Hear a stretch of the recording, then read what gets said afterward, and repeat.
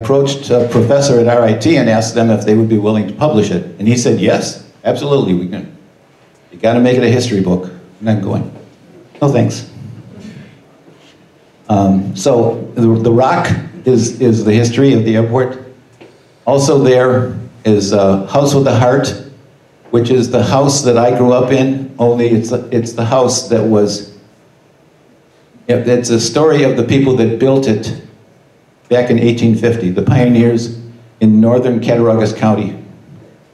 And the other one is the story of my mother, that she was a poet and the wife of an engineer, which made her a hero, as far as I'm concerned. I don't have anything against engineers, but she survived. So they're there, and I'd love to have you take a look at them. Any questions? Anybody? Rick, you mentioned Britton. It was Britton Field. Britton Field. Where did that name come from? Britton Field. Well, it was because the land was owned by a fellow by the name of Britton. It was Britton owned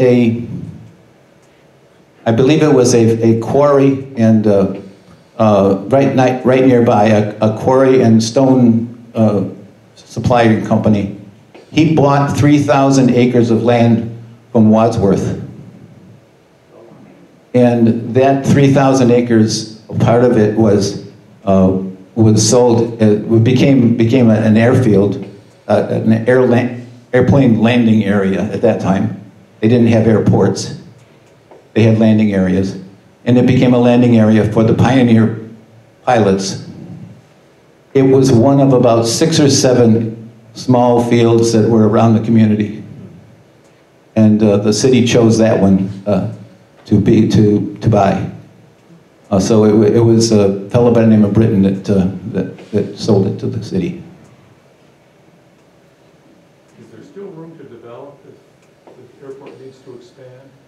The airport has been buying land. I've noticed that they bought land across from Brooks Avenue. And mostly that's for the safety purposes, to make sure that no industry gets in there that would interfere with the taking off and landing of the airplanes. Mostly it's landlocked. Certainly on the east and west side, it's landlocked by the railroad on one end and the 390 on the other. There is some expansion room.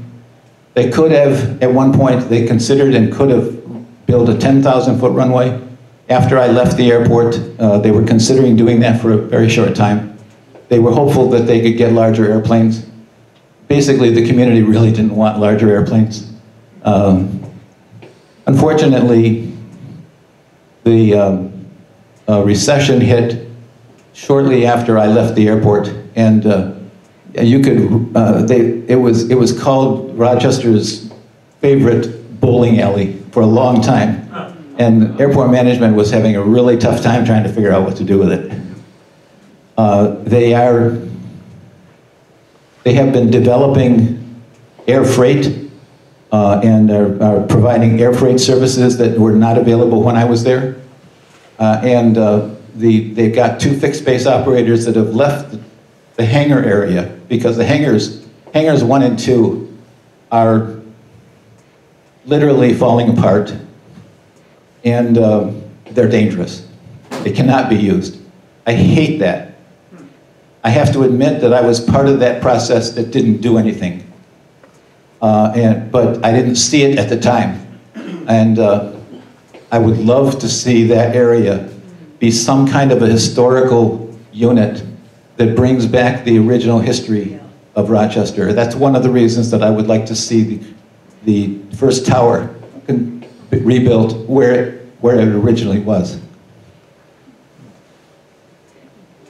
Anybody else?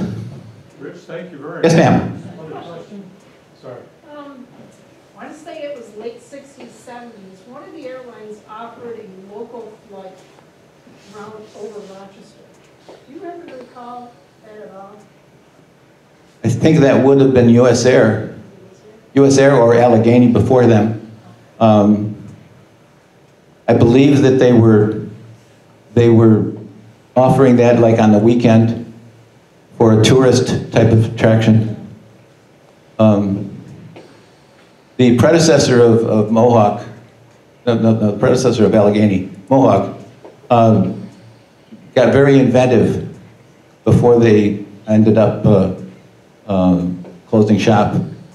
They produced, they had two DC-3s, and they were about to basically mothball them and take them away and not use them anymore. And before they did that, they redecorated those two airplanes into a 90s, 1890s kind of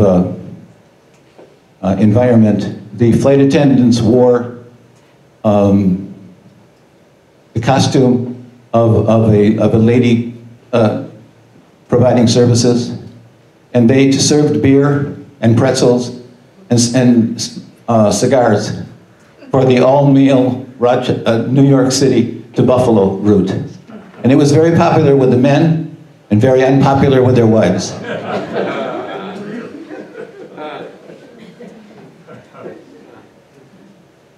Anything else?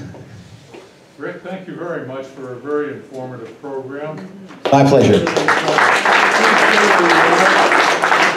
John Corbin is coming up, and we're going to have the 50-50, and you're the elected person to draw the I'm not an interloper. I am the vice president of this organization, and our guest speaker always chooses the winning ticket.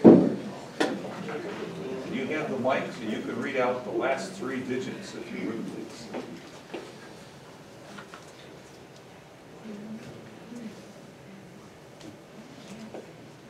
393. 393. All right, Paul.